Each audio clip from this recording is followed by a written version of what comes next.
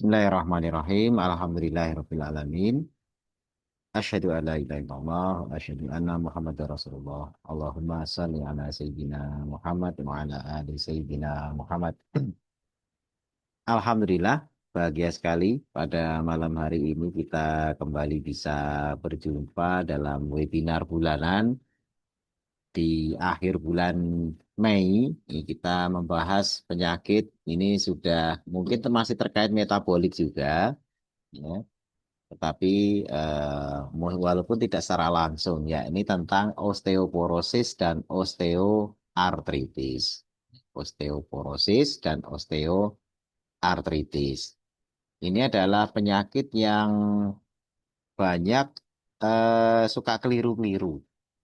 Ya, karena depannya itu pakai kata osteo. Ya, sama-sama menggunakan kata osteo. Bedanya di belakangnya itu porosis, yang satunya artritis. Sehingga dalam penggunaan di masyarakat tuh mesti salah apa namanya ya, salah penggunaan. Nah, sebelum masuk ke definisi ya, jadi ini perlu kita jelaskan agar tidak salah di dalam memahami dan membedakan osteoporosis dan osteoartritis. Osteoporosis itu kalau bahasa awamnya itu adalah kropos, ya, kropos tulang. Osteo itu artinya tulang. Ya, osteo itu artinya tulang. Osteoporosis ya kropos. Biasanya untuk memudahkan hafalan itu kata porosisnya itu kan ada kata keropos, ya. Keropos, porosis. Nah, itu mirip-mirip. Jadi biar memudahkan ingatan atau hafalan ya, osteoporosis itu tulang keropos. Itu sekedar untuk memudahkan mengingat. Jadi memang karena ini kesalahan banyak terjadi di masyarakat gitu ya, membedakan antara osteoporosis dan osteoartritis. Nah, kalau osteoartritis, osteo kan tadi sudah disebutkan tulang ya. Artritis itu radang sendi ya. Artritis, artro ya. Tis itu biasanya digunakan untuk menunjukkan adanya peradangan. Ya, jadi osteoartritis itu adalah peradangan sendi-sendi di tulang. Nah, sehingga ini adalah terkait sama sendinya. Tapi kalau osteoporosis sama tulangnya langsung, bukan ke persendiannya. Nah, ini untuk membedakan secara hafalan biar tidak salah. Karena saya yakin ya, penggunaannya banyak yang keliru-keliru. Ketika dokter mengatakan, Bu, ini kena osteoporosis. Nah, itu kadang-kadang diartikan beda. Kalau bahasa awam, osteoporosis itu keropos. Nah, kalau osteoartritis bahasa awamnya apa? Bahasa awam osteoartritis itu pengapuran. Nah, ini penting untuk membedakan. Pengeroposan dengan pengapuran beda.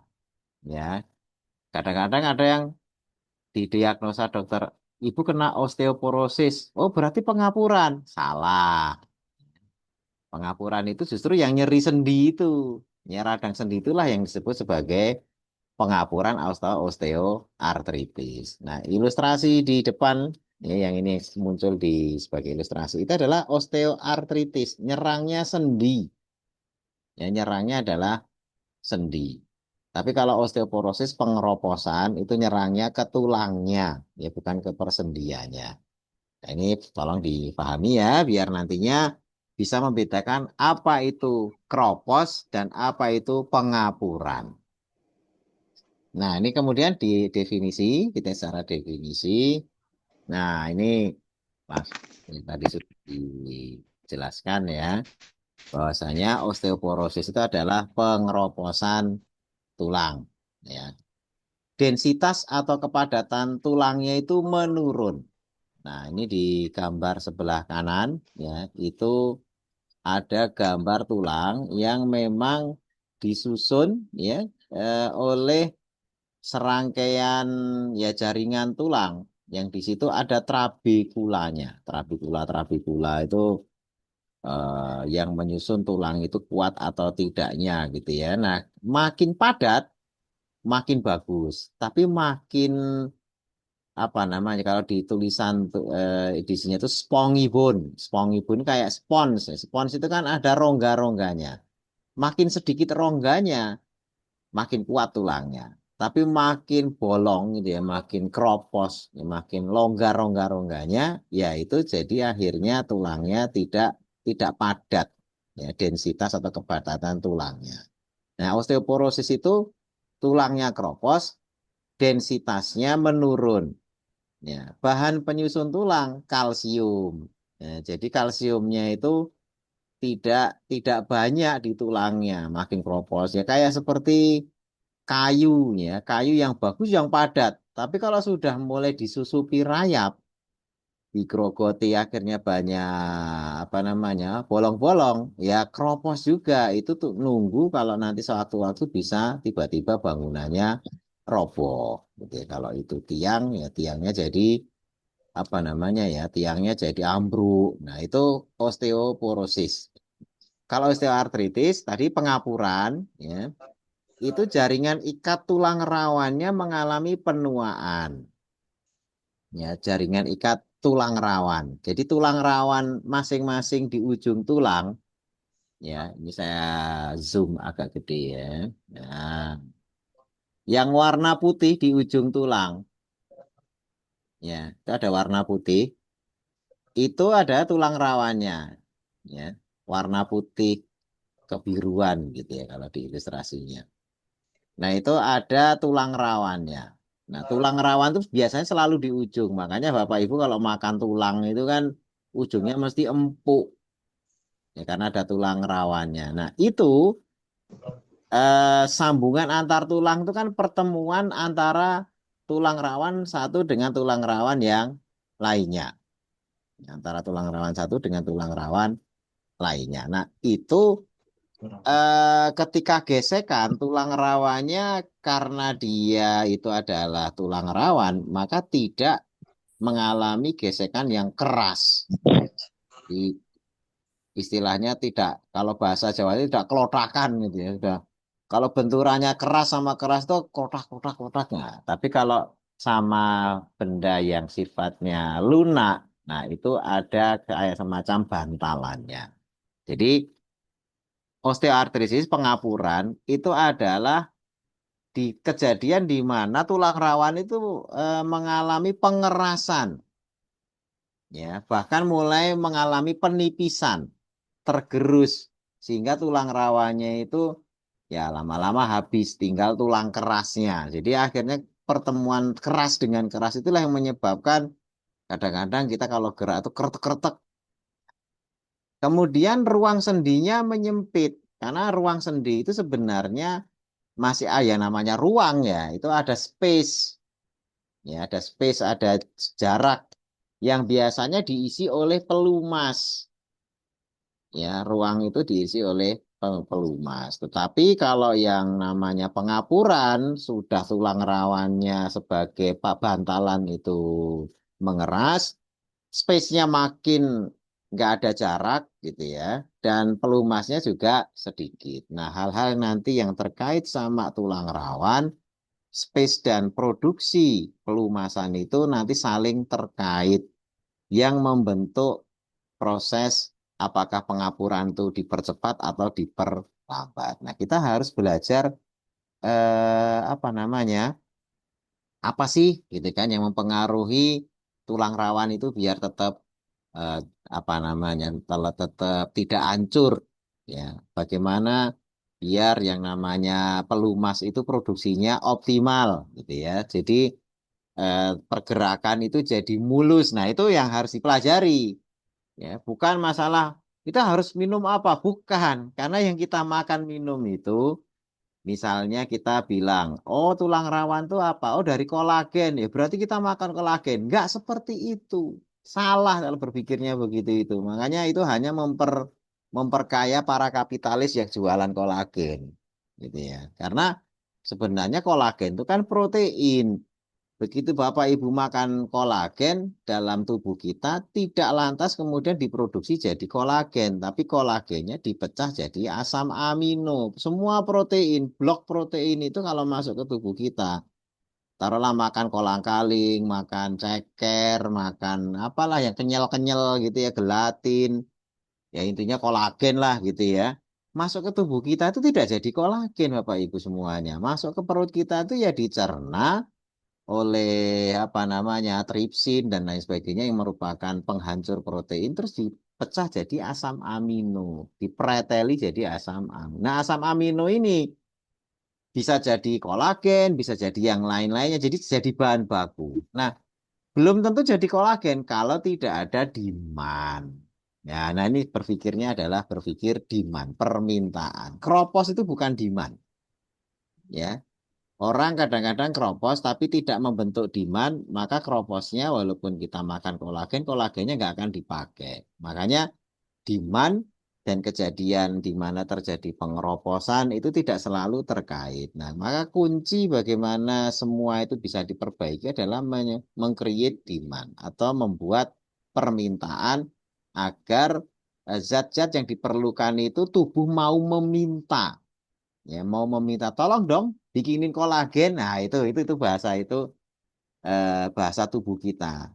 Karena biar kolagen yang masuk itu diproduksi jadi kolagen. Karena kolagen masuk jadi asam amino baru kemudian dibentuk kolagen lagi. Nah, tapi karena tidak ada permintaan, makan jadi asam amino. Ya, ketika asam amino tidak ada permintaan dibikin kolagen, asam aminonya bisa aja dibikin yang lainnya. Bisa aja tuh akhirnya ujung-ujungnya jadi tinja, useless gitu ya. Nah, itu hal-hal yang perlu kita pahami nanti sebelum membahas osteoporosis lebih lanjut dan osteoartritis. Ini sebagai pendahuluan dulu. Berikutnya, nah ini perbedaan pentingnya. Jadi osteoporosis itu keropos, maka yang dilihat adalah kepadatan tulang. Nah, ini bentuk kroposnya ya bisa dilihat ya. Kalau yang padat itu ya kayak kayu belum dimakan rayap kan masih utuh. Nah, kalau yang sebelah kanan itu udah kropos, itu osteoporosis. Nah, penyusunnya itu kalsium. Nah, apakah oh berarti kurang kalsium ya makan kalsium? Bukan itu jawabannya. Ya sekali lagi kalsium itu kita nggak kurang-kurang, tapi kalsium yang masuk oleh tubuh kita dimasukkan ya oleh kita sendiri dimasukkan minum susu, makan apa dan sebagainya. Apakah bisa kemudian memastikan kalsium itu dikirim ke tulang? Nah, itu yang harus kita pastikan. Ya, kepastiannya itu dari mana? Dari demand yang disusun, dari demand permintaan yang disusun oleh tubuh kita. Yang meng-create demand siapa? Kita. Tapi Jadi kalau tidak meng-create demand gitu ya, Bapak Ibu makan kalsium banyak, jadi tinja. Ya, jadi tiap hari kalsium kita jadi tinja. Jadi bukan masalah kalsium itu, wah kita mah tiap hari melimpah kalsium orang Indonesia ini, apalagi daerah tropis apa itu kalsium itu sebenarnya nggak kurang-kurang. Tapi kalau kejadian banyak orang keropos tulangnya, problemnya bukan masalah di asupan, gitu kan? Problemnya itu di create demand. Ya, walaupun nanti banyak juga faktor-faktor lain seperti obat-obatan, ada obat-obat kayak steroid itu merusak dan juga kemudian hormon. Nah, nanti kita pelajari penyebabnya. Tetapi kalau dari asupan, ya kembali lagi asupan kita itu udah cukup orang tinggal di daerah tropis itu kalsium. Kalsium itu mudah cara dapatnya dari semua yang tertanam di tanah, yang sumbernya dari tanah itu mesti ada kalsiumnya. Ya semua sumber tumbuhan dan lain sebagainya itu mesti ada kalsiumnya. Hewan itu lebih kaya lagi. Ya, hewan itu lebih kaya lagi gitu ya untuk kalsiumnya. Jadi sebenarnya kalau dari asupan nggak ada masalah. Nah, makanya problem kita itu sebenarnya tidak melulu masalah asupan. Jadi kalau bahas osteoporosis itu selalu kaitannya, oh banyak makan ini, banyak bukan. Bola-balik kita itu selalu masalah. Kita itu udah kelebihan makan gitu ya. Justru malah yang menyebabkan kita nggak berkembang itu karena banyakkan makan. Berikutnya yang membedakan secara ini dengan jadi osteoporosis dan osteoartrosis, ya ini adalah, nah ini kalau yang sebelah kanan ini adalah gambar pengapuran. Jadi pengapuran itu yang yang jadi problem masalah itu adalah sendinya. Jadi tulang rawan yang warnanya agak abu kebiruan itu tulang rawan. ini lagi bahas dengkul ini ya, karena yang biasanya suka dikeluhkan tuh daerah-daerah dengkul, pinggang, sama tumit. Kenapa kok itu yang dijadikan bahan bahasan pengapuran? Ya, karena memang itu adalah titik-titik penopang tubuh kita. Titik-titik penopang tubuh kita. Semua tulang-tulang yang menopang 50% lebih itu adalah berpotensi menjadi pengapuran. Karena dia kan nanggung beban. Ya. Pinggang itu sebenarnya nanggung bebannya lebih kecil dibandingkan lutut. Karena kan kalau lutut itu menanggung beban dari lutut sampai ke atas. Kalau pinggang itu kan hanya pinggang ke atas. Bagian bawah tidak ditanggung oleh pinggang. Tetapi pinggang itu baik duduk maupun berdiri, dia nanggung.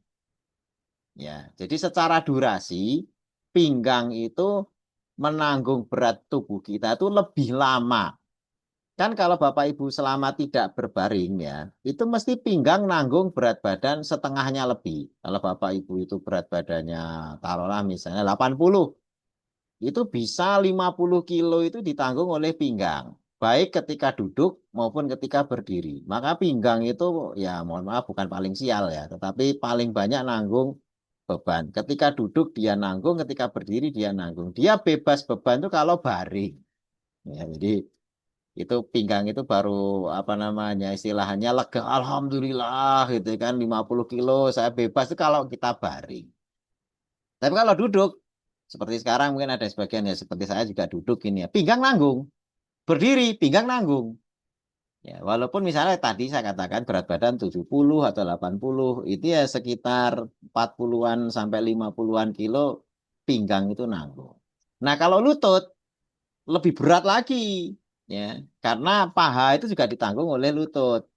Tetapi lutut itu nanggungnya hanya kalau berdiri. Ketika duduk lutut istirahat. Ya. Sama seperti tumit, ya dekat mata kaki, daerah tumit. Itu paling berat. Kalau berat badan 80 kilo ya dia tanggung semua. Ya oleh tumit. Tapi tumit itu juga nanggungnya kalau berdiri saja. Kalau duduk enggak. Nah makanya secara durasi pinggang mesti bermain. Kalau jadi mulai udah, aduh nggak bisa lama-lama perjalanan pinggang begini begitu itu berarti daerah pinggang itu udah mulai ya menua, menuanya dengan pengapuran tadi itu atau osteoartritis atau osteoartrosis katanya sebutnya begitu. Nah lutut, nah ini makanya kenapa ilustrasi itu lutut karena tadi itu nanggung, nanggung beban. Di lutut itu ada tulang rawanya, disebutkan di situ articular cartilage, ya. Artikular itu sendi, kartilago itu tulang rawan. Tulang rawan di bagian sendi. Nah, meniskus itu kayak piringannya gitu ya, piringan di. Jadi tulang kering kita, nah itu ada tulang kering kan yang di bawah ini. Ya, ini saya zoom. Nah, yang bawah itu tulang kering di lutut kita gitu ya, yang tengah yang ada ininya itu tulang tulang lutut, ya sendi lutut. Yang ke atas itu tulang paha. Jadi mulai dari warna abu-abu kebiruan ke atas itu tulang paha. Nah, ketika kita nekuk membentuk gerakan sendi dan itu sendi engsel ya kalau lutut itu ya. Itu yang berfungsi menggerakkan ya tulang-tulang kaki kita ya. Nah, itu sendinya ada gambar ini. Nah, ketika mengeropos, bukan mengeropos ya, ketika mengalami pengapuran, nah ini tulang rawanya hancur, ya sudah menua. Ya, karena kartilagonya, tulang rawanya sudah jadi tulang keras. Ya, akhirnya ada gambarnya itu retak-retak kayak gitu-gitu. Terus yang tadinya ada space, ada jarak, ya, normal joint space itu di sebelah kiri ini ya, jadi tulisan normal joint space Oh, iya. harusnya ada jarak. Tapi begitu karena tekanan berulang kali, mungkin karena Jadi obesitas, sebetulnya ya, berat badannya apa namanya berlebih misalnya. Nah, itu akhirnya space-nya makin lama makin tambah usia karena dikasih beban terus ya. Itu space-nya hilang, makin mepet gitu kan. Makin mepet, ya akhirnya ketika bergerak gesekannya makin kuat, makin rusak kartilagonya karena gesekannya makin kuat. Sendinya yang tadinya ada pelumas juga mungkin karena sudah mulai berat badannya itu apa membebani, makin kurang bergerak. Waduh, kalau gerak dikit aja udah mulai nyeri, kurang bergerak. Nah, padahal pemicu produksi apa namanya pelumas itu adalah gerakan. Makin sering bergerak, maka makin banyak produksi pelumasnya. Jadi itu demand, gerakan itu demand. Ya tubuh kalau nggak pernah dipakai bergerak, ya seperti orang dirawat di rumah sakit, seminggu di rumah sakit baring terus. Oh itu begitu turun dari tempat tidur, dia jalan ngerentek semuanya. Kenapa? Karena pelumasnya produksinya turun drastis. Ya buat gerak dikit aja, waduh sendi-sendi enggak ya. Karena setelah habis diem lama itu produksi pelumasnya tidak banyak. Nah baru setelah kita gerak jalan berapa ratus langkah, nah itu produksi mulai meningkat. Jadi makin bapak ibu itu mager, makin sedikit pelumasnya. Jadi jangan, wah minum apa ya, makan apa? Bukan. Produksi itu karena dipancing, karena demand, karena permintaan. Permintaan pelumas itu karena gerakan. Begitu bergerak produksi mesti naik. Tapi kalau mager ya produk, nah ngapain produk orang mager kok diproduksi pelumasnya? Itu kurang kerjaan aja gitu ya. Itu Bu itu selalu ada feedback. Ya, begitu gerak pelumas diproduksi. Begitu mager pelumas berhenti. Nah, makanya yang malas-malas gerak itu mesti pelumasnya dikit. Nah, pelumas dikit merusak. Ya, makanya gerak itu selalu dianjurkan gitu kan. Di dalam agama apalagi ini teman saudara-saudara kita lagi tawaf di Mekah sana itu menggambarkan betapa yang namanya agama itu menganjurkan untuk dinamis bergerak. Walaupun gerakannya ya gitu-gitu aja. Tawaf kan nggak ada variasinya. Tawaf ya dari titik satu ke titik berikutnya muter lagi. Udah sekali. Yang putaran kedua ya gitu lagi. Putaran ketiga gitu. Jadi cuma pengulangan-pengulangan saja. Ya nggak apa-apa. Karena yang dikehendaki itu gerak. Umat Islam itu harus bergerak. Tubuh kita harus bergerak. Bergerak itu cenderung identik dengan membasmi penyakit. Penyakit apapun. Bapak Ibu punya duit, ekonomi. Kalau duit itu diem, itu penyakit itu. Ya, di dunia ekonomi, kalau namanya apa uang itu berhenti, cuma ditabung, nggak digerakin, berhenti. Ekonomi ambruk itu bentar lagi gitu. Tapi kalau dinamis, wah muter. Makanya kita disuruh sedekah, duit jangan berhenti mandek. Air kalau mandek sumber penyakit, DBD dan lain sebagainya itu kalau mandek. Kalau bergerak, jalan, maka air itu manfaat. Air bergerak kalau sedikit, buat wudhu bisa. Nggak perlu dua kolah karena dia gerak terus. Tapi kalau berhenti harus wajib banyak gitu ya, baru bisa ini. Makanya gerakan itu penting gitu, dalam kesehatan dan dalam bidang apapun bergerak itu lebih bagus. Ini kalau diem itu filosofinya itu wah itu bahaya. Gitu. Kesehatan bahaya, ke ekonomi bahaya, ke ibadah juga bahaya kalau diem. Berikutnya, derajat osteoporosis. Jadi sudah tahu ya osteoporosis itu kayak apa, kemudian osteoartritis atau pengapuran kayak apa. Jadi pengapuran terkait tulang rawan, kalau osteoporosis terkait kepadatan. Nah, ini yang sehat dan yang sudah mulai kena derajatnya ringan sampai derajat yang berat. Kalau yang masih sehat, nah itu padat tuh. Ya. Barat kayu, kayunya itu belum banyak rayap-rayapnya yang grogoti. Nah, kalau yang osteoartritis ringan tuh yang tengah ini ya. Ya ini sudah mulai kena tapi yang mas osteoporosis ya bukan osteoartritis. Osteoporosis yang sudah mulai ringan. Nah, kalau yang itu yang paling ujung ya, yang paling kanan ini yang berat. Itu banyak lowongnya. Jadi kayak spon kosong banyak udaranya. Itu didorong dikit ke sandung ya patah, klek gitu aja. Jadi misalnya dia turun dari tangga ya disangkanya tangganya udah habis padahal masih ada satu anak tangga lagi kakinya nggak siap blek gitu patah itu tapi kalau yang tulangnya kuat nggak cuma kalau yang osteoporosis itu bahayanya itu justru karena keropos patah ya ya kalau di Al-Quran itu kayak cerita Nabi Sulaiman yang ketika berdiri beliau meninggal tuh nggak ada yang tahu jin nggak ada yang tahu Kenapa meninggal berdiri nggak ketahuan? Karena masih ditopang tongkatnya. Begitu tongkatnya digerogoti rayap, nggak kuat nopang, brek ambruk, ya baru ketahuan, oh beliau udah meninggal ternyata. Nah itu menunjukkan memang kropos itu susah dideteksi gitu ya. Yang namanya kalau dalam kisah tadi itu tongkatnya Nabi Sulaiman. Tapi kalau ini ya tulang kita. Makanya tulang itu osteoporosis atau tidak bukan dari nyerinya, ya.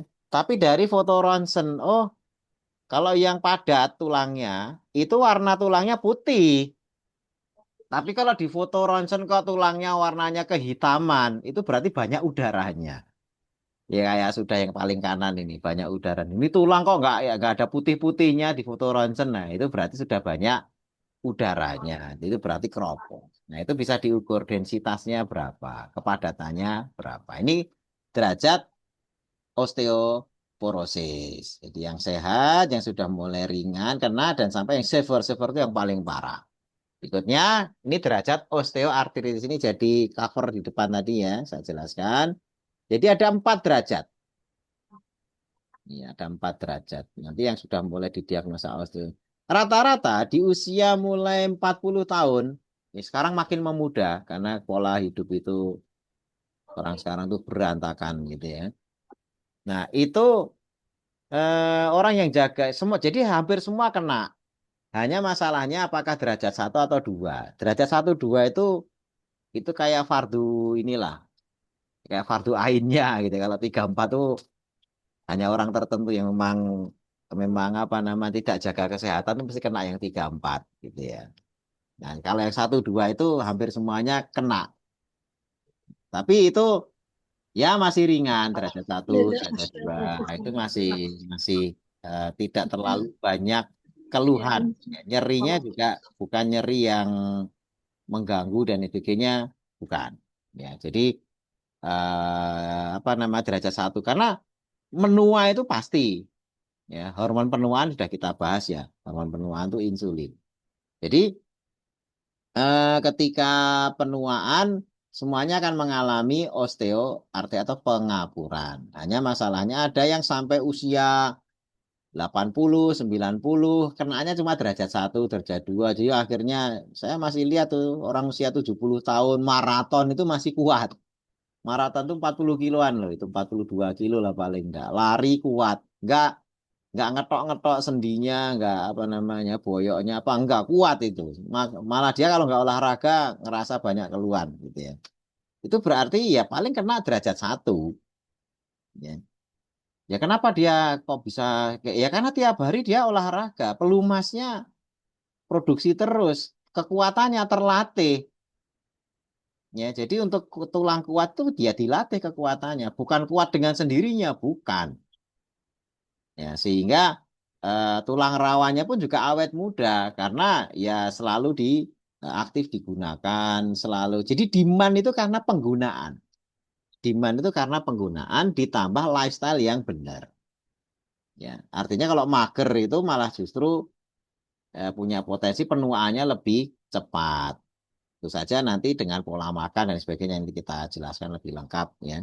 Jadi 1, 2 itu hampir semua kena kalau udah di usia 40 tahun. Nah kalau usia 40 tahun lo kena 4, ya sudah harus operasi dan sebagainya itu mesti gaya hidupnya enggak karu-karuan.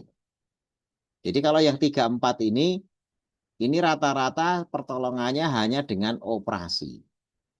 3 dan 4. Makanya Bapak Ibu kalau sudah konsultasi udah gini derajat 3, 4 ya nggak bisa ngapa-ngapain kita. Kok ya nunggu 3, 4 gitu ya kenapa nggak 1, 2? Kalau 1, 2 itu masih bisa reverse. Ya 1, 2. 3, 4 itu 3 itu ya masih ada harapan walaupun tipis ya. Kalau 4 itu udah benar-benar operasi. Karena biasanya itu udah susah gerak. Udah hancur gitu ya. Kartilagonya udah hancur, sudah nggak ada ruang sendinya, pelumasnya juga udah nggak karu-karuan. Bahkan ditekuk aja udah susah. Ini ditekuk aja sudah susah. Jadi sendi itu kayak mati, kayak ngunci gitu ya. Nekuk nggak bisa, digerakin nggak bisa. Nah itu kalau sudah derajat 4 itu sudah model kayak gitu-gitu. Mau nggak mau operasi.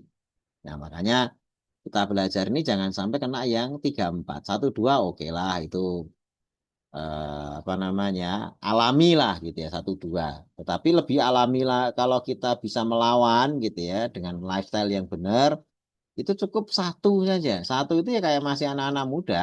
Hmm.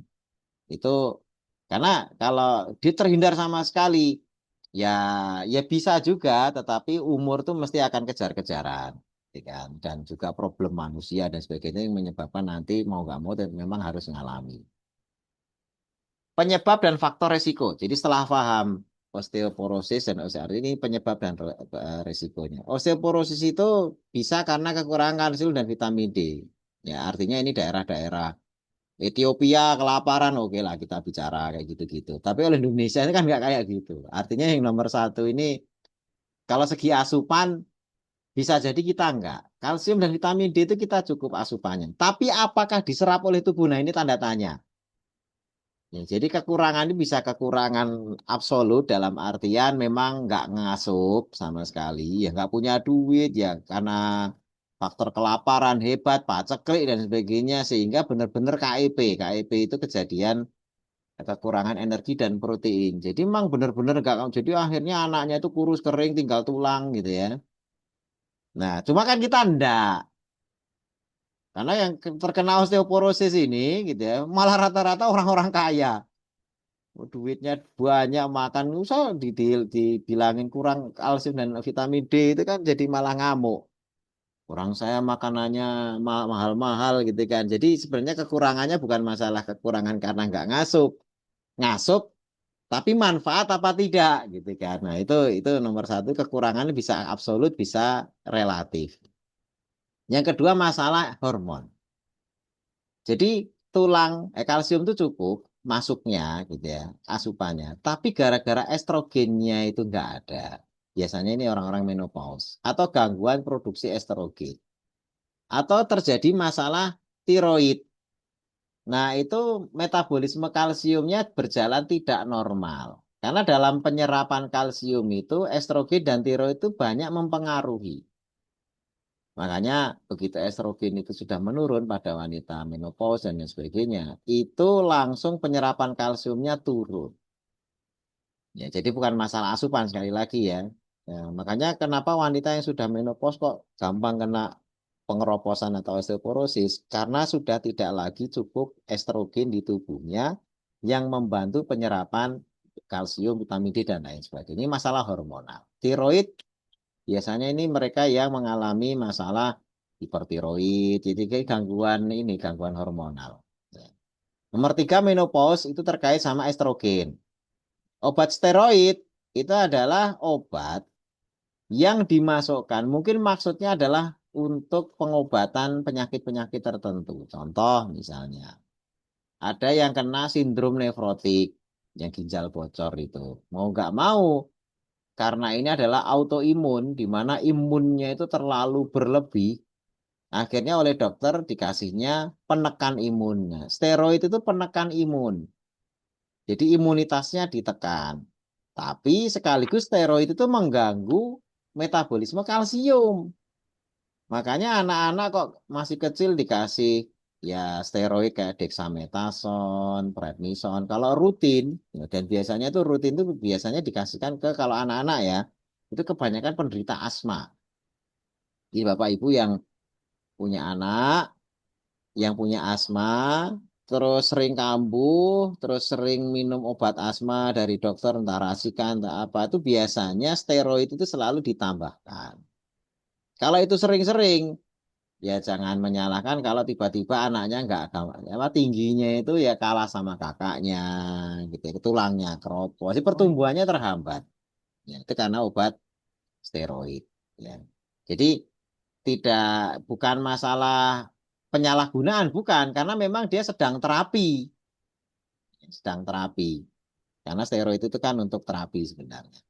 Kemudian yang berikutnya gaya hidup tidak sehat, nah itu tadi malas gerak, alkohol, wah ini apalagi itu mengganggu banget itu metabolisme kalsium. Kemudian obes, ya obes ini juga memicu osteoporosis juga, ya karena ya terkait hormonal juga. Kemudian usia dan jenis kelamin. Usia itu biasanya yang lansia. Jenis kelamin biasanya yang banyak terkena pengeroposan itu wanita. Banding laki-laki itu wanita yang lebih banyak. Nah, yang ketujuh malnutrisi. Malnutrisi terkait sama nomor satu ya. Nomor satu kurang gizi dan lain sebagainya. Kemudian ini terkait sama pengeroposan. Kalau faktor risiko dan penyebab pengapuran atau osteoartritis, satu obesitas karena beban. Ya obesitas itu bisa ke osteoartritis, bisa juga ke osteoporosis karena berkaitan. Terus cedera sendi, misalnya kecelakaan, pernah dioperasi, nah sendinya itu bermasalah, luka dan sebagainya itu menyebabkan nantinya kalau tidak dirawat dengan benar, ya cedera yang berulang menyebabkan terjadinya gangguan di persendian. Ya, jadi cedera, jatuh lagi, jatuh lagi, jatuh lagi. Nah, lama-lama ruang sendinya makin berantakan gitu ya. Luka itu kan mesti biasanya ditambal oleh tubuh. Misalnya kulit kita luka, mesti ada bekasnya, bekas apa yang nutup lukanya itu. Dan luka itu mesti ada kayak nimbul gitu ya. Bekas lukanya tuh gak rata. Di kulit kita kalau ada bekas luka mesti dia agak nimbul. Apalagi yang jadi keloid, wah itu lebih nimbul lagi. Nah, di sendi juga kalau bolak-balik luka, ya banyak daerah-daerah yang sudah terluka itu akhirnya ditutup lukanya, tapi akhirnya permukaannya nggak rata, ya, nggak rata dan menyebabkan potensi gesekan-gesekan dan akhirnya makin memperparah pengapurannya.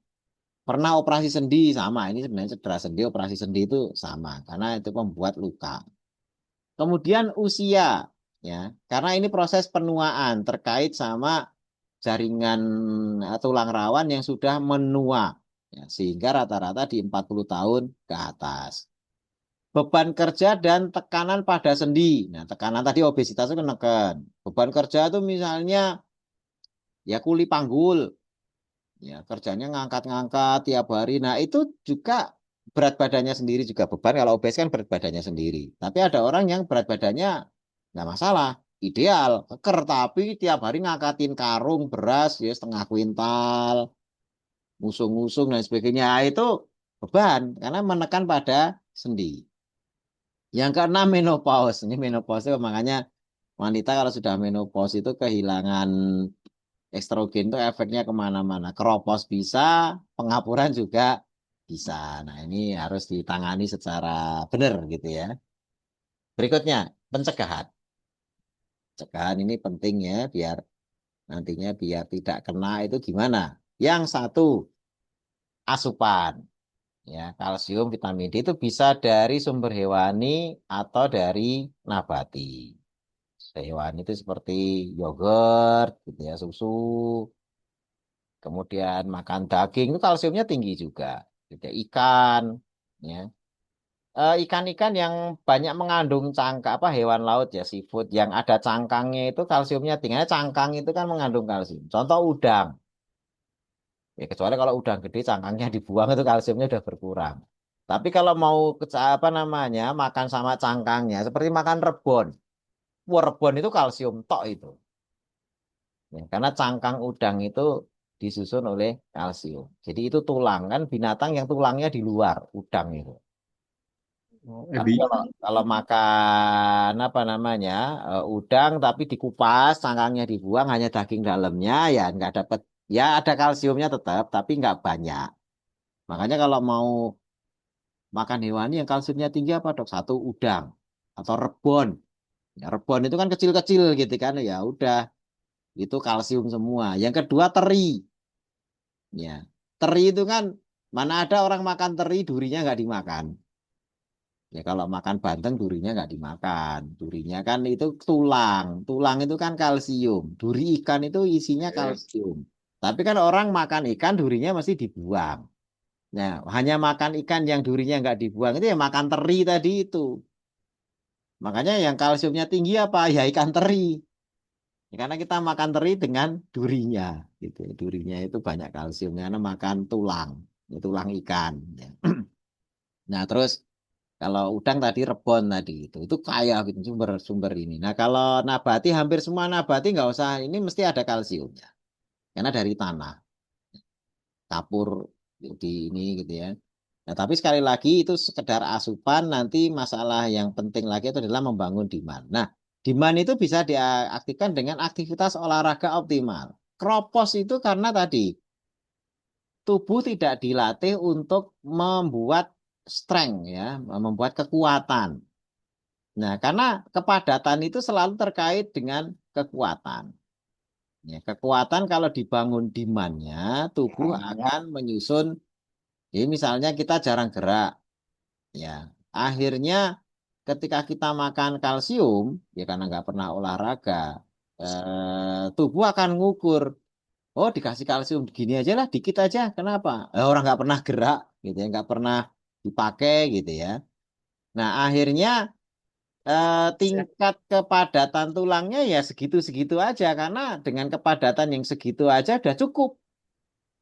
Ya. Dengan kepadatan yang segitu aja udah cukup, sehingga kepadatan tulangnya tidak dinaikkan oleh tubuh, demandnya nggak ada, sehingga tulangnya itu nggak terlalu padat, tapi oleh tubuh dianggap cukup. Makanya ketika makan kalsium banyak, kalsiumnya itu dibuang lewat urin melalui ginjal, ya melalui ginjal itu otomatis akhirnya membebani ginjal. Kalau itu terlalu banyak yang dibuang karena kalsiumnya nggak kepake, akhirnya bisa numpuk jadi batu, batu kalsium. Apa itu karena banyaknya kalsium yang ketika dia asup tinggi, tetapi tidak ada demand, yang akhirnya mau nggak mau ya dibuang. Ya. Kalau masuk 1.000, tapi tubuh minta 1.000, kepake. Ya itu worth it. Ya sepadan lah permintaannya 1.000, masuk kalsium 1.000. Tapi masuk kalsium 1.000, tubuhnya itu karena nggak pernah dipakai, akhirnya hanya ngasih permintaan nih saya minta 500. Yang 500 kemana? Oh, urusan lu, itu buang aja lewat ginjal. Nah akhirnya ginjalnya harus nampung kalsium-kalsium yang nggak dipakai. Dibuang, akhirnya apa? Ginjalnya numpuk tiap hari. Terus akhirnya ngeluh. Dok, saya itu udah makan kalsium, suplemen kalsium, makan yang tadi rebon teri juga udah gitu kan. Vitamin itu yang ada kalsiumnya, susu ini yang tinggi kalsium. Udah saya kalsium itu udah banyak banget, tapi kok nggak sembuh-sembuh. Nah, lawang itu udah masukin sekian ribu gram, tapi tubuhnya tidak dididik untuk membuat permintaan. Ya, harusnya tubuhnya dididik bikin permintaan. Bikin dong. Kamu kan, ini saya punya sumber kalsium banyak loh. Tapi kalau kalian nggak minta, gitu kan, ya nggak akan dikasih. Nah, caranya minta gimana? Dipakai jalan, olahraga, naik tangga, turun tangga, gitu ya. Itu terkait sama osteoporosis. Nah, ketika sudah ada permintaan kalsium yang masuk, mesti dipakai. Ya, dipakai. Akhirnya, ini kalau naik turun tangga terus begini tiap hari jalan sekian ratus langkah atau sekian ribu langkah, gitu kan. Kan ada target tuh sehari itu biasanya 10.000 langkah. Normalnya. Saya tadi pagi itu coba ngukur ke pasar gitu ya. Biasanya naik motor saya ukur jalan pulang PP gitu ya. Makan waktu setengah jam muter gitu ya. Itu cuma 500 langkah loh. Berarti kita ini sehari itu butuh apa namanya. Kalau itu 10.000 itu 20 kali harus wirawiri ke pasar jalan kaki gitu ya. Nah, karena saking kita itu sudah jarang sekali melakukan jalan kaki gitu ya. Nah, ujung-ujungnya tadi korbannya itu adalah tubuh kita itu tidak mengcreate demand untuk memakai kalsium yang selama ini sudah kita makan. Kelewat aja jadi urin, jadi tinja yang akhirnya membebani, akhirnya jadi batu. Ya. Jadi olahraga harus bagus. Yang ketiga, paparan sinar matahari. Nah, ini terkait sama vitamin D.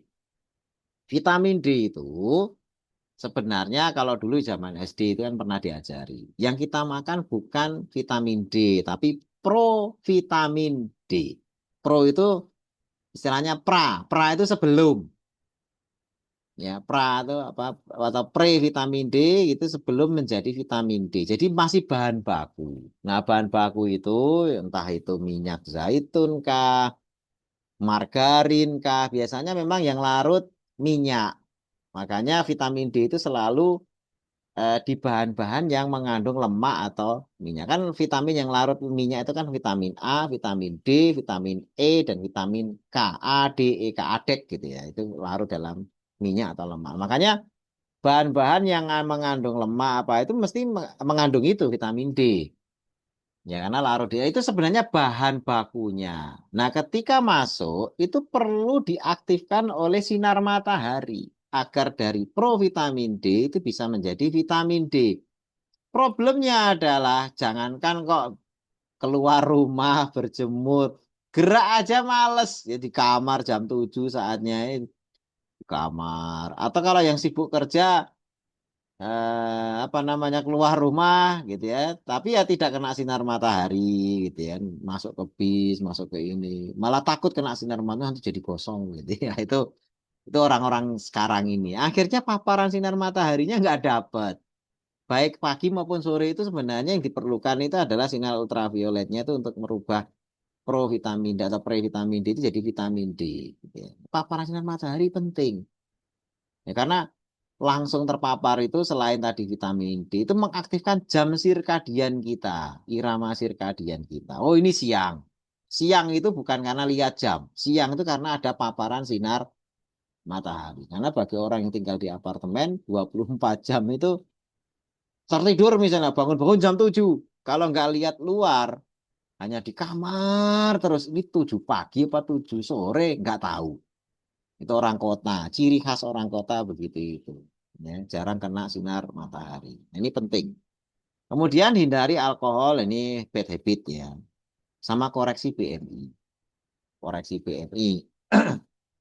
Kemudian asupan fitoestrogen bagi yang menopause. Ya, menopause itu ada beberapa makanan yang hewani ada, nabati ada. Fitoestrogen itu biasanya nabati. Yang mengandung estrogen. Tapi dari hewani juga banyak. Tapi intinya adalah asupan estrogen dari luar yang jadi bahan baku untuk nah, masalahnya tubuh kita itu sudah tidak lagi produksi estrogen bagi yang sudah menopause. Hanya ini untuk membantu agar penyerapan kalsium dan lain sebagainya itu tetap bagus sehingga tidak jadi problem. Kemudian osteoartritis atau pengapuran yang tadi kita bahas itu pengeroposan ya, biar tulangnya itu tidak keropos. Kalau yang ini biar tulang rawannya tetap muda. Yang pertama, asupan protein hewani harus cukup. Ini penting protein hewani. Kenapa? Karena asam aminonya ya yang esensial. Ya, esensial itu kan ada yang non esensial dan ada yang esensial. Yang esensial itu tubuh kita itu kan ada beberapa asam amino yang bisa produksi sendiri. Tapi ada yang nggak bisa produksi. Yang nggak bisa produksi kan mau nggak mau harus asam amino dari luar. Nah, yang asupan dari luar itulah disebut sebagai asam amino esensial. Jadi kalau orang yang apa vegan apa vegetarian atau apa itu nggak makan hewani, mesti dia akan kekurangan protein yang esensial, asam amino yang esensial. Karena tubuh tidak produksi itu. Mau nggak mau dia harus dari luar. Ya, itu itu ciri. Makanya pada protein hewani itu asam amino esensialnya lebih tinggi dibandingkan dengan protein nabati. Protein nabati itu rata-rata yang non esensial tubuh sendiri kita sudah produksi. Ya, misalnya bayam ada proteinnya. Ya, buah ada proteinnya, protein nabati. Tetapi protein yang ada dalam buah atau sayur yang dari sumber-sumber tumbuhan itu rata-rata tubuh bisa produksi. Ya, justru kebanyakan protein esensial yang harus diasup dari luar itu kebanyakan terdapat dalam protein hewani. Makanya orang menghindari hewani dan sebagainya itu mesti harus ngasup suplemen. Ya, makanya vegetarian apa itu ketika dia tidak makan sayuran mesti dia harus wajib mengkonsumsi suplemen. Padahal suplemennya yang mengandung protein non apa namanya, yang hewani itu ya diambil dari hewan mau nggak mau gitu ya. Jadi dia nggak mau makan hewannya langsung, tapi proteinnya lewat suplemen dan sebagainya ya akhirnya tetap aja melibatkan hewan. Gitu ya. Nah ya itu mau ruwet ya kayak gitu, itu mau ruwet ya kayak gitu gitu.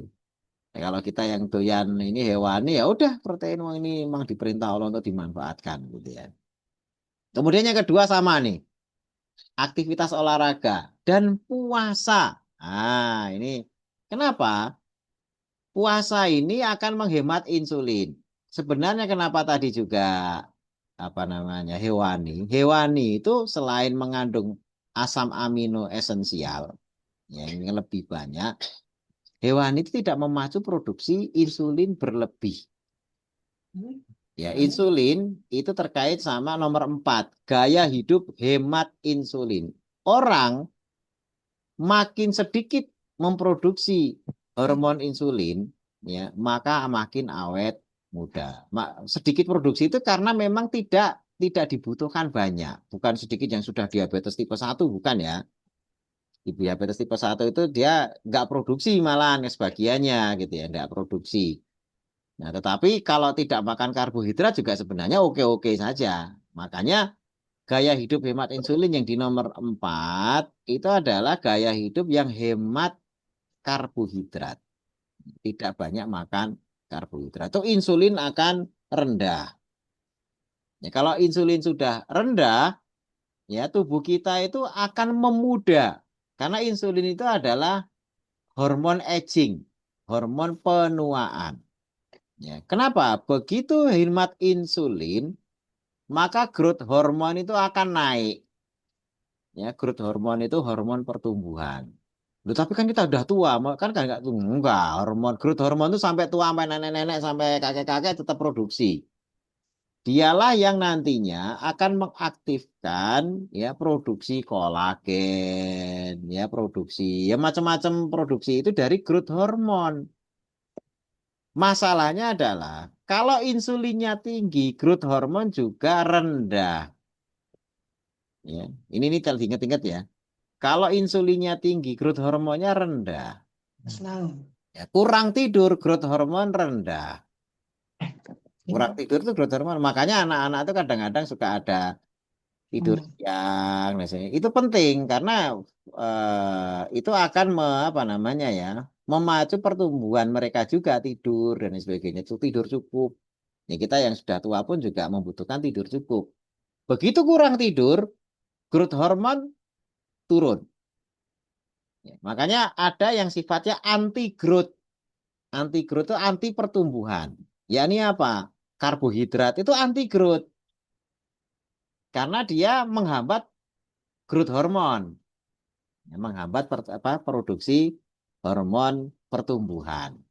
Nah, sehingga kok ada yang kita kan lagi program anti stunting. Stunting itu biar tubuh orang Indonesia itu gak cebol-cebol amat lah, gitu, nggak kate-kate amat gitu ya. Karena kalau tanding main bola dan sebagainya akhirnya naturalisasi orang asing itu di Indonesiakan gitu ya. Ya karena tubuhnya tinggi-tinggi gitu kan. Lah kenapa nggak pemain dalam depan dari negeri kita tuh KT semuanya tiap hari keblepek nasi ya. Karena karbohidratnya tinggi. Karbohidratnya tinggi, insulinnya tinggi, ya nggak bisa tinggi badannya gitu ya. Nah, kalau mau anti stunting, ya harusnya pemerintah itu mulai protein hewani, kurangi karbohidrat. Jadi bukan masalah, wah ini karena ekonomi. Bukan, nggak ada kaitannya sama ekonomi. Ya, nggak ada kaitannya sama ekonomi. Tapi pola makannya. Yang dibeli apa, yang dimakan apa. Karena puasa itu sendiri itu juga bisa meng-create growth hormone. Ketika mencegah insulin produksi terlalu banyak. Gitu kan. Wah ini sering puasa kok tubuhnya malah tambah tinggi. Ya iya bisa. Asalkan buka puasanya nanti dengan telur, dengan daging, dengan ikan. Jangan udah banyak puasa, blebeknya tetap aja gula sama nasi sama itu tetap cebol-cebol juga puasanya jadi tetap bikin cebol juga gitu ya. Nah ini hal-hal yang harus difahami ya. Makanya osteoartritis itu terkait sama produksi pelumas, kolagen, tulang rawan dan sebagainya itu terkait sama growth hormone. Growth hormone harus tinggi. Bapak Ibu semua makan kolagen dari luar ya tanpa didukung dengan growth hormone yang tinggi, maka kolagen yang dimakan itu diubah jadi asam amino, tapi asam aminonya tidak diubah lagi jadi kolagen karena tidak ada demand. Demand itu selalu terkait sama tadi itu. Insulinnya harus rendah, tidurnya harus cukup, gitu kan. Baru nanti growth hormone naik, kolagen nanti baru diproduksi tinggi dan lain sebagainya. Jadi kolagen yang ada nempel di tulang-tulang kita dan sebagainya itu bukan karena kita makan banyak kolagen. Ya tidak sesederhana itu. Ya masuk itu harus dibuat di mana. Makanya ini saya sedikit agak lompat eh, apa namanya materinya. Nah, herbal kita itu selalu saya mendidik ini.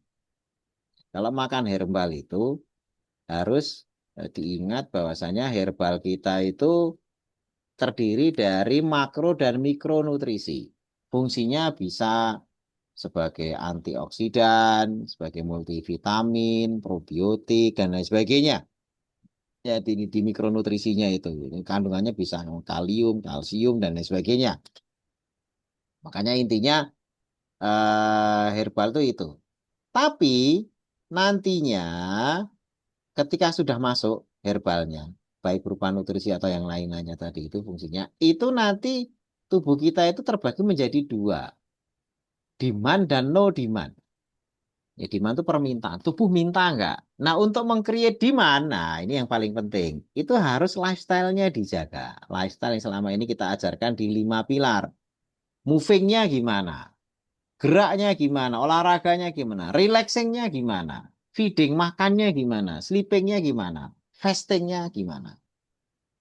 Yang hilang dari 5 ini yang jelas gitu ya. Itu pertama fasting. Orang makan mulu, nggak pernah dalam kondisi fasting state. Status puasa, jarang. Status puasa itu adalah 12 jam nggak keisi makanan. Tubuh kita itu, apalagi dengan gaya hidup sekarang, hampir tiap jam masuk makanan.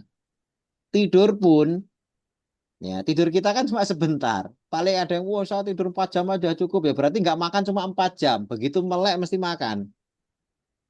Yang 4 jam itu belum masuk dalam status puasa. Ini hal-hal yang perlu di apa namanya paham. Makanya lifestyle ini untuk meng-create demand. Nah, kalau demand ada, maka health and longevity. Longevity itu panjang umur, sehat.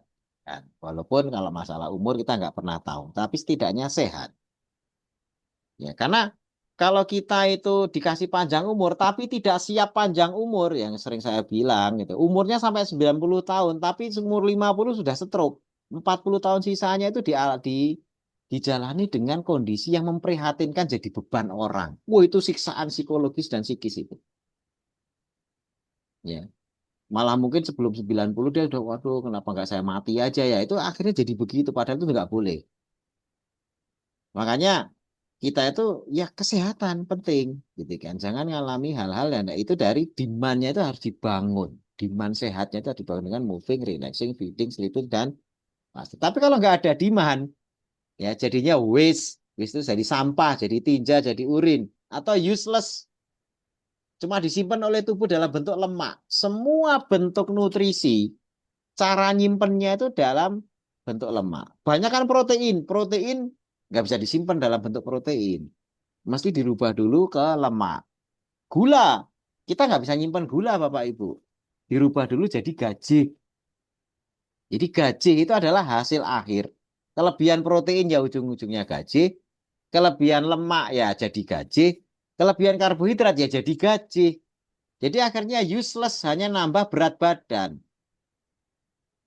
Ya, itu yang terjadi seperti itu. Makanya ini hati-hati ibu hamil.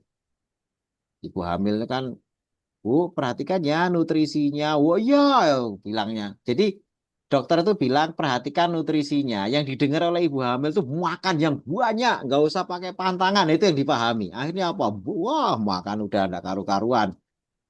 Ya dengan alasan kambing hitamnya itu perlu nutrisi. Padahal perlu nutrisi itu bukan terus makan banyak begitu enggak gitu kan. Itu kan penerjemahannya si ibu hamil aja. Kebetulan pengen dimanja juga. terus nyidam macem-macem yang aneh-aneh diminta gitu ya. Ya itu kebetulan punya alasan. Kalau nggak hamil minta dibentak sama suaminya gitu ya. Pak beliin ini dong, wah, wah beli-beli gitu. Wah mumpung hamil minta apa dikasih ya udah sekalian gitu ya. Ini hati-hati gitu ya. Jadi useless, jadi numpuk-numpuk lemak gitu ya. Makanya habis lahiran terus berat badannya ndak karu-karuan. Sudah lahiran toh. Lah kok lahiran sama belum lahiran kok malah gedean setelah lahiran gitu. Perutnya tambah gede bukannya malah lahiran perutnya itu mengecil. Lah itu banyak yang mengalami seperti itu. Karena nutrisinya itu useless, cuma jadi gaji. Jadi trigliserid yang numpuk di bawah kulit atau waste tadi itu karena tidak ada demand. Makanya kenapa kita ada pendampingan 5 pilar dan sebagainya itu untuk mengcreate demand agar sehat. Nih, nah, selanjutnya terapinya. Kalau yang masih ringan, ini silakan kalau ada mau pertanyaan sih boleh boleh boleh mulai ditulis. Kalau nggak ada pertanyaan ini nanti langsung saya tutup. Tapi kalau ada pertanyaan kita bahas.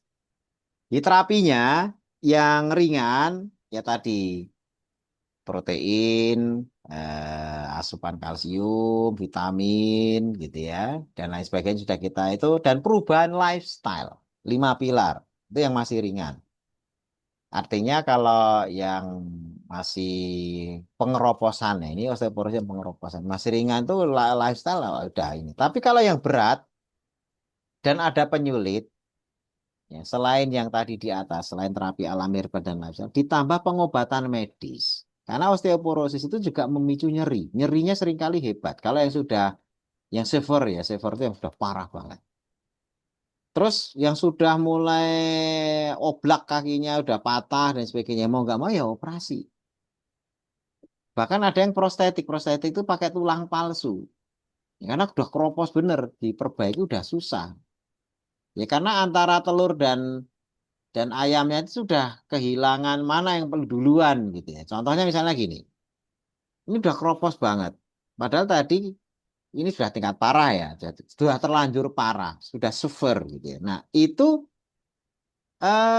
kan kalau yang masih ringan, wah ini keroposnya ringan. Ayo Pak, jalan, jalan masih mampu. Ayo Pak digunakan untuk olahraga ringan masih mampu. Jadi masih bisa meng-create demand. Tapi kalau yang sudah gerak aja udah nggak bisa, punya potensi gerak agak dikit aja naik turun tangga malah patah. Nah ini akhirnya terjebak gitu ya di dalam kondisi keparahan. Mau nggak mau ya harus diperbaiki dulu kondisi parahnya. Sehingga mau nggak mau harus pakai ya medis dan sebagainya. Makanya tidak langsung ini osteoporosis nah, itu harus dicek dulu level kayak apa, densitasnya kayak apa. Kalau yang parah ya mau nggak mau medis, prostetik gitu ya. Bahkan tulangnya harus dikasih apalah penguat dan lain sebagainya. Kalau enggak dia berdiri aja patah, ya. Ini sudah antara telur sama ini duluan mana gitu ya. Itu kan ada yang teman dokter orang yang sudah keropos tulangnya itu bagusnya olahraga biar mengcreate demand, biar tulangnya kuat.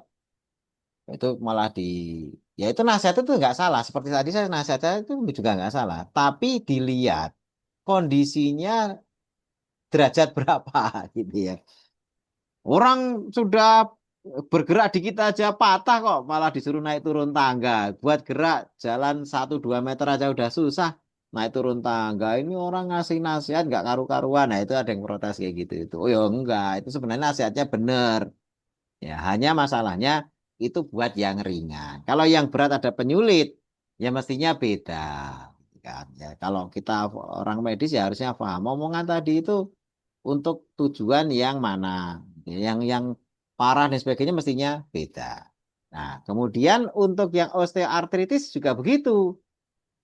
Derajat 1-2 perbaikan lifestyle, 5 pilar dan sebagainya. Perbaikan nutrisi dan suplemen herbal, oke-oke saja. Minyak zaitun, nabatus sauda, wah itu bagus banget. Saya banyak nulis artikel tentang apa namanya untuk nyeri persendian dan sebagainya terkait sama ini dan sering biasanya Mas Andri share itu di apa namanya di grup gitu ya tentang itu terkait manfaatnya secara secara ini ya secara herbalnya. Tetapi harus ada lifestyle juga yang dirubah. Tapi kalau derajat 3-4 Itu medis itu hampir wajib itu. 34 itu seperti misalnya memberi ruang space ya, harus narik biar space-nya itu terbentuk lagi, biar nanti ruang sendinya itu licin lagi dan lain sebagainya dengan pelumas. Kadang-kadang harus harus diawali dari medisnya dulu. Nah, medis mengawali nanti lifestyle-nya alaminya baru ngikuti. Kadang-kadang kalau sudah derajat 34 begitu. Tapi kalau derajatnya 1 2 ya lifestyle sama herbal aja ya. Dengan cara-cara tadi jaga 5 pilar dan sebagainya. Ini penting sekali ya, untuk bisa dikerjakan atau dilaksanakan. Ini terapinya. Nanti detailnya masing-masing kasus gitu ya. Artinya nggak bisa kita terapinya harus pakai operasi prostetik apa enggak. Itu masing-masing kasus. Ya, dan itu dilihat secara personal. Ya, secara personal masalahnya apa. Berikutnya sebagai penutup, ya, sebelum nanti membahas pertanyaan yang masuk, osteoporosis dan osteoartritis adalah penyakit degeneratif. Biasanya untuk penuaan, walaupun ada juga yang karena efek samping obat, ya tadi yang steroid dan sebagainya. Semuanya bisa dicegah dengan herbal alami dan lifestyle pada tahap tertentu. Ya, sekali lagi saya bilang tahap tertentu, karena pada tahap yang sudah parah, oh, itu sudah berat. Namun pada derajat khusus kondisinya harus ditangani medis. Ya, ini derajat khususnya. Makanya kenali gejala dan tandanya secara dini agar bisa dicegah sebelum terlambat. Nah, ini kalau kalau sudah terlambat ada kondisi yang sudah irreversible, wah berat itu. Makanya jangan sampai masuk ke kondisi tersebut. Nah, demikian materi tentang osteoporosis dan osteoartritis. Saya langsung saja mau buka ruang chat tentang pertanyaan-pertanyaan.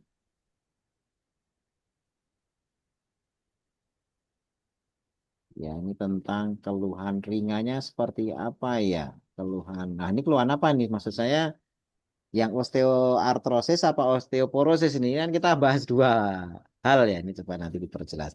Kalau asam urat itu masuk osteoartritis bukan dong? Asam urat dalam artian good ya, goodnya ya. Kalau asam urat itu kan zatnya, zatnya namanya uric acid atau asam urat. Itu zat yang ada di tubuh kita. Itu bukan penyakit. Itu adalah zat sama seperti kolesterol, gula darah, ya, kemudian juga mungkin ada albumin, ya, itu adalah nama zat. Asam urat itu nama zat, ya. Tapi kalau GOUT yang sudah nyeri, nah itu termasuk artritis, ya. Jadi nyeri, makanya seringkali disebut GOUT artritis. Ya, nyeri sendi karena GOUT.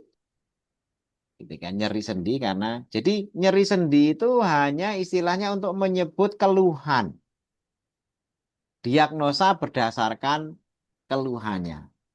Kalau misalnya, oh ini dokter bilang artritis ya, karena bapak ngeluhnya nyeri sendi gitu ya. Ini sendi saya sakit dok. Dan langsung dokternya bilang osteoartritis gitu ya, karena keluhnya sendinya nyeri gitu loh. Jadi itu cuma menerjemahkan bahasa Indonesia. Saya nyeri sendi dok, diterjemahkan dalam bahasa Latin gitu ya, osteoartritis gitu ya.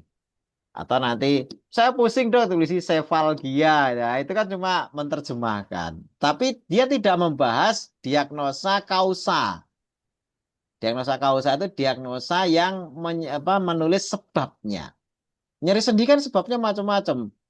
Ya habis kesandung terus jatuh retak gitu ya. Berarti karena fraktur. Retak itu karena fraktur. Nyeri sendi karena fraktur. Nyeri sendi karena asam urat. Nyeri sendi karena kartilagu dan cuma osteoartritis sudah memang nyeri sendi yang karena kartilagu tadi itu. Nah, gout itu sebenarnya artritis, nyeri sendi.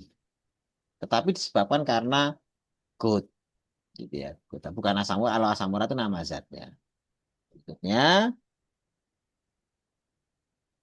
Assalamualaikum warahmatullahi wabarakatuh. Mohon izin bertanya, apakah ada kaitan antara konsumsi kopi teh dengan osteoporosis terutama pada wanita yang sudah menopause gitu ya. Sebenarnya teh itu kalau teh hijau itu malah bagus karena dia fitoestrogen. Teh itu fitoestrogen, terutama teh hijau. Ya, sehingga dia akan meningkatkan ya estrogen secara eksogen ya dari luar gitu ya. Nah, itu malah bagus ya. Menurut beberapa peneliti walaupun ada perdebatan ya, tapi intinya fitoestrogen itu salah satunya adalah teh hijau. Yang lainnya itu seperti kedelai, sumber-sumber kedelai, susu kedelai dan sebagainya itu juga mengandung fitoestrogen. Walaupun itu masih ada perbantahan, tapi intinya upaya untuk mengaitkan dengan estrogen karena sudah menopause. Jadi ada pengaruhnya. Berikutnya, dokter, apakah ada program minum suplemen masif seperti suplemen apa ini? Masif MASF itu. Masif mungkin ya saya nggak ini. Seperti TWS bagus terhadap organ badan manusia. Ini suplemen itu ya bagus-bagus saja, sifatnya membantu, tetapi harus tadi di-create demand ya. Kalau enggak waste atau useless. Jadi program minum suplemen dan lain sebagainya mau makan apa dan lain sebagainya itu bagus-bagus saja sih. Apalagi gratis makan siang apa ya silakan aja itu mumpung gratis gitu ya. Tetapi masalahnya harus di-create demand. Kemudian berikutnya, jadi problem kita tuh sekali lagi bukan asupan ya, karena kita bukan negara kayak yang kelaparan di Afrika, bukan. Jadi kita malah melimpah. Maka sumber problemnya itu bukan asupan tapi demand, permintaan tubuh kita.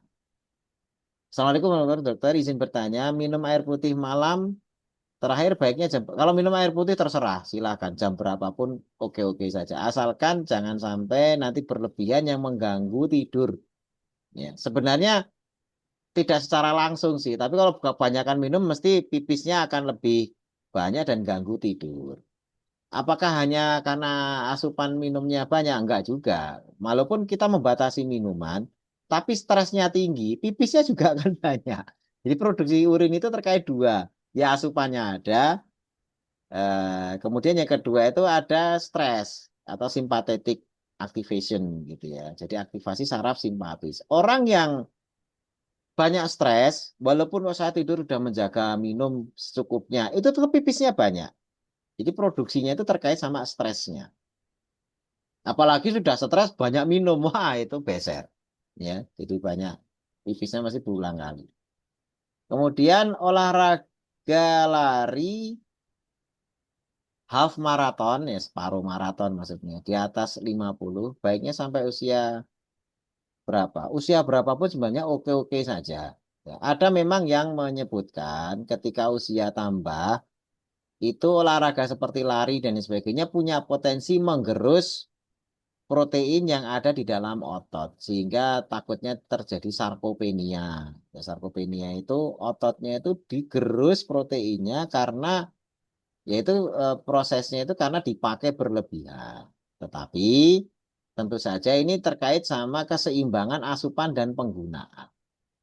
Ya, kalau seimbang, artinya yang lari maraton dan sebagainya, selama proteinnya terjaga, udah maraton tapi makannya dan lain sebagainya nggak terjaga, nah itu bahaya. Itu bisa, ya tadi, ototnya tergerus, dan mengalami penyusutan otot itu bahaya.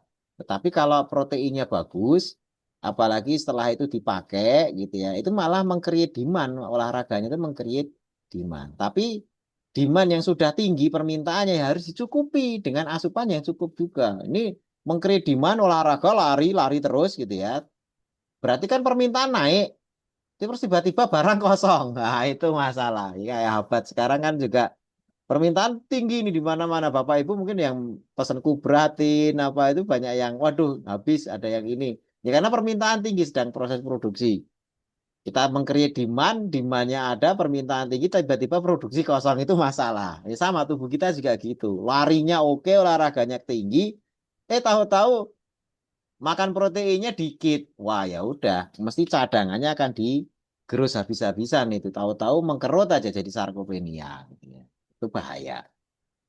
Jadi umur berapapun oke-oke saja selama keseimbangannya terjaga. Saya ada artritis di lutut kanan. Artritis lutut kanan. Sudah fasting, olahraga, nambah asupan. Alhamdulillah sudah membak. Alhamdulillah. Fat loss. Ya. Fat loss itu lemaknya berkurang. Gitu ya. Berat badan juga berkurang. Dari 75 ke 62. Tapi masih belum 100%. Ada advice apa lagi? Nah, Kalau untuk yang sudah turun, ingat bahwasanya dari 75 ke 62 itu lumayan banyak tuh. Itu berarti sudah 13 kilo ya. 13. Itu nanti akan mengalami tubuh itu akan menghemat lemak. Ya, akan menghemat lemak. Karena ketika pertama kali penurunan, itu tubuh itu nggak hitungan. Jadi karena selama ini dibebani lemak, lemak ini kan ganggu. Maka ketika jaga makan, jaga tidur, olahraga, terus tubuh membuat demand permintaan lemak tinggi, ya, karena selama ini membebani, tiba-tiba kok diminta. Jadi kayak seperti bapak ibu itu punya sampah di rumah, ya, maaf ini agak saya ini sampah ya, tapi sebenarnya nggak ini banget ya. Eh, apa namanya bukan sampah lah takutnya, karena lemak itu bukan sampah, lemak itu ya cadangan yang membebani. Jadi misalnya gini. Punya apa namanya barang ya barang itu manfaat tapi rumahnya kecil akhirnya karena manfaat dia kan numpuk numpuk numpuk akhirnya dia buat tidur aja berdiri karena saking saking rumahnya itu udah kelebihan barang. Nah karena dia apa namanya waduh ini dijual kok nggak ada belum ada demand gitu ya pasar belum mau udah ditawar-tawarin mau nggak barang saya nggak keluar juga gitu kan. Akhirnya makin numpuk, makin numpuk, rumahnya sudah penuh barang, dia tidur saja berdiri. Kan menyiksa itu. Ya, maunya dia ya barang itu keluar. Nah, karena belum ada demand ya sudah dia bertahan dengan kondisi yang menyiksa itu. Tiap hari tidurnya berdiri. Nah, suatu ketika tiba-tiba ada permintaan. Permintaannya dikit. Permintaannya itu, Pak, tolong dong kirim 5 itu kan. Ya udah tadinya dikirim 5. Besoknya kirim lagi dong 5. Anda kok minta 5 terus butuhnya banyak ya banyak tapi saya dikit-dikit oh, udah nggak usah sungkan-sungkan gitu ya. Mintanya sebenarnya 5 karena selama ini dia sudah berkurang 5 akhirnya bisa tidur duduk. Nah, udah lumayan duduk kan enak tiba-tiba masih diminta lagi udah gini aja Pak nggak usah hitungan brek dikasih semuanya dilepas nggak hitungan yang penting barang keluar. Akhirnya dia bisa tidur baring. Ruang rumahnya longgar, lega gitu ya. Tapi terus dia masih belum hitungan. Boros aja ngasih ini barang. Mintanya 5 dikasih 10. Minta 5 lagi kasih 20. Minta 5. Karena dengan itu dia senang longgar rumahnya. Nah, sampai satu ketika mulai ngeh. Barangnya sudah mulai mau habis. Tinggal satu kamar. Tapi permintaannya juga masih 5 5. Dia yang tadinya kalap ngasih lama-lama jangan kalap ini. Ya mintanya 5. Tadinya nggak hitungan, dia mulai hitungan. Ya minta 5, kasih 5. Bahkan ketika sudah mulai, Pak minta 5. Oh sayang ini tinggal dikit barangnya. Gitu kan. Satu aja ya. Gitu ya. Nah mulai pelit.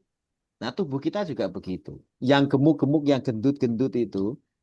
Ketika mulai menjalani lifestyle keto misalnya. Dia menjauhi karbohidrat. Itu turunnya dari 75 ke 62 itu cepat. Karena permintaannya sebenarnya nggak banyak, tapi tubuh kita tuh sudah terlanjur nggak nyaman. Lemak itu dilepas gila-gilaan, jebret gitu ya. Habis. Nah, begitu sudah mulai ngeh. Dia tadinya boros lemak, boros lemak. Gerak dikit aja udah habis gitu ya. Nah, sampai pada berat di 62. Ini saya yakin sudah mulai ngalami stuck gini ya. Turun ke 61 udah mulai setengah mati susahnya. Kenapa? Tubuh sudah mulai hemat. Jadi ya istilahnya kalau orang jatuh kikrik itu. Diminta 5, antar saya masih ya karena dianggap sudah mulai berharga lemaknya. Tadinya lemak di tubuh itu dianggap gak berharga karena membebani, bikin tidur berdiri tadi itu. Nah itu kisah kenapa kok dari 75 ke 62 itu cepat, tapi setelah 62 jangan harap lebih cepat lagi. Itu mesti stuck. Malah nanti tahu-tahu jadi 63, 64, 65 kalau nggak hati-hati gitu ya. Makanya kalau belum 100%, yang biasanya di apa namanya perbaiki itu 3. Pertama tidurnya untuk relaksasinya. Yang kedua puasanya ditambah. Yang keempat movingnya ditambah. Itu nasihat saya. Itu kalau mau turun lagi. Tapi kalau udah cukup segitu ya tinggal dijaga. Karena biasanya sudah mengalami stuck tuh udah susah. Karena saya juga 4 tahun mengalami itu gitu ya. Mengalami udah nggak bisa turun lagi gitu ya. Berikutnya Saya pernah mengalami pengapuran. Kata dokter juga di ronsen karena telapak kaki sakit jika dibawa jalan. Jempol juga nggak bisa digerakkan. Tumit, lutut tiap hari fisioterapi. Udah seminggu nggak ada perubahan gitu kan. Akhirnya terapi minum air putih 4 gelas tiap hari. Tiba-tiba lama-lama hilang. Terus juga minum air ketumbar. Nah, ini sebenarnya penyebabnya apa? Apakah asam uratnya atau yang lainnya?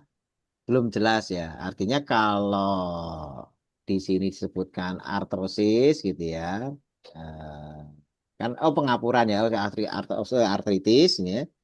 Itu mesti diterangkan derajatnya. Tapi kalau derajat 1 2 pulih itu normal sekali. Minum apa, apalagi air putih ditambah, tidurnya diperbaiki, yang lainnya diperbaiki, itu pulih itu mungkin sekali. Makanya ini kisah yang menginspirasi sebenarnya air putih itu juga penting gitu ya. Tapi jangan terus kebanyakan nanti air putih, nanti minum minum banyak, oke, enggak apa-apa. Tapi ya jangan terus manis dan sebagainya. Ada gula gitu jangan. Berikutnya, sebentar. Dan yang berikutnya,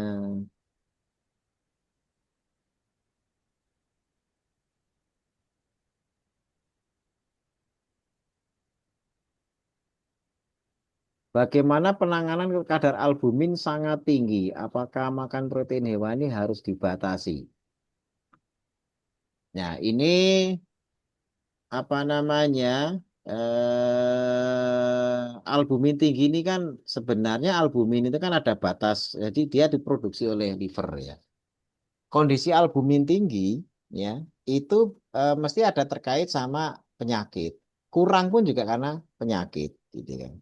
Makanya bukan masalah asupan karena albumin itu produksinya karena demand, permintaan. Kok permintaan naik berarti ada sistem metabolisme yang nggak benar, ada yang nggak beres. Ya, jadi albumin kan itu protein yang dominan di tubuh kita, dibutuhkan dalam jumlah besar karena dia menjaga keseimbangan cairan juga di sel, intrasel, ekstrasel itu maka produksinya mesti harus tinggi, gitu kan, harus cukup. Makanya protein itu ya separuhnya lebih itu terdiri dari albumin di tubuh kita. Nah, tapi walaupun butuhnya besar itu juga tidak boleh berlebihan. Ya, berlebihan albumin itu juga nggak bagus. Artinya ini tidak disebutkan angkanya berapa ya. Nanti kalau ada waktu masuk ke grup apa namanya 5 pilar bisa kita bahas atau japri ke saya kalau memang member pendampingan 5 pilar untuk bisa di. Nah, jadi bukan masalah makan ini hewani enggak. Makanan itu satu upaya gitu ya, tapi harus dikaitkan dengan upaya yang lain. Itu kan cuma satu pilar. Feeding itu satu pilar. Ya, terkait sama 4 pilar yang lainnya. Jadi tidak bisa berdiri sendiri. Oh ini harus karena ini maka diberhenti ini enggak seperti itu. Baik, pertanyaan sudah habis. Nah, Insya Allah itu yang bisa kita bahas tentang. Jadi tetap saja metabolisme itu penting gitu ya, terkait sama metabolik. Karena memang hidup kita sehari-hari itu kan ya terkait sama tidur kita, makan kita, istirahat kita, relaksasi kita gitu ya.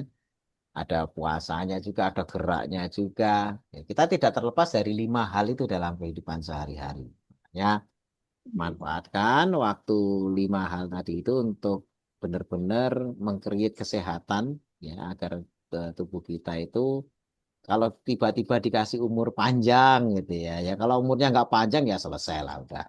Kita nggak pernah tahu. Tiba-tiba cuma dikasih 50 ya, ya sudah. Gitu kan nggak usah dipikirin. Ya di usia 60 udah nggak ada kok, gitu kan. Udah dari 50 udah mati gitu ya.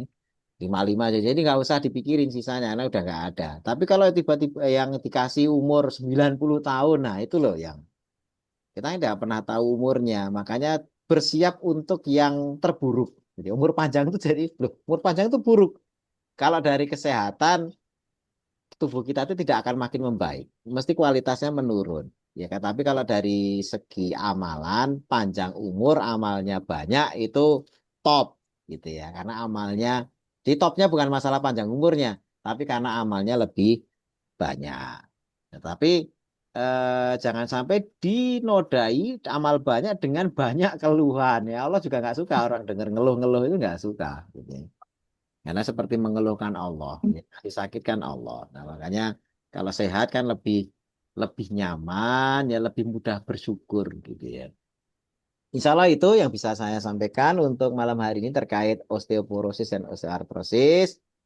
Ya, nanti rekaman dan materi saya akan share di grup 5 pilar. Bagi yang belum, silahkan bisa bergabung dengan menghubungi nomor yang untuk pembelanjaan. Ya hanya sekali belanja saja, nanti masuk ke 5 pilar. Sekali belanja itu biasanya mungkin ke Kang Dadi, atau belanja ke Kang Nanan, atau belanja ke marketplace, atau kemana lah, ke toko dan sebagainya. Tapi untuk 5 pilar, syaratnya adalah belanja ke nomor yang kemarin sudah saya share di grup ya 0856 itu sekali saja jadi member, habis itu silahkan mau konsultasi dan sebagainya, itu hanya penanda bahwasanya Bapak Ibu semua itu konsumen yang sudah benar-benar tercatat gitu ya. Tapi kalau belum belanja ke sana, walaupun belanja kemana dan sebagainya, belum kita masukkan ke grup 5 pilar.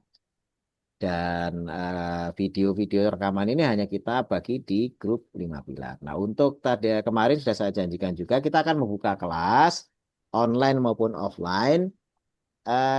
Tidak hanya sekali pertemuan, tapi mungkin beberapa kali satu seri. Satu seri itu bisa 7 sampai 10 kali pertemuan ya, yang nantinya akan ada ujian tertulisnya juga, akan ada pretest, post-test dan lain sebagainya yang nantinya itu nanti kita akan mengeluarkan sertifikasi resmi bahwasanya yang bersangkutan itu memang sudah ya istilahnya bukan sampai ahli banget enggak, tapi setidaknya terbukti mereka sudah menjalani poin-poin pokok yang dibutuhkan untuk bisa mendiagnosa hal yang terkait sama penyakit metabolik.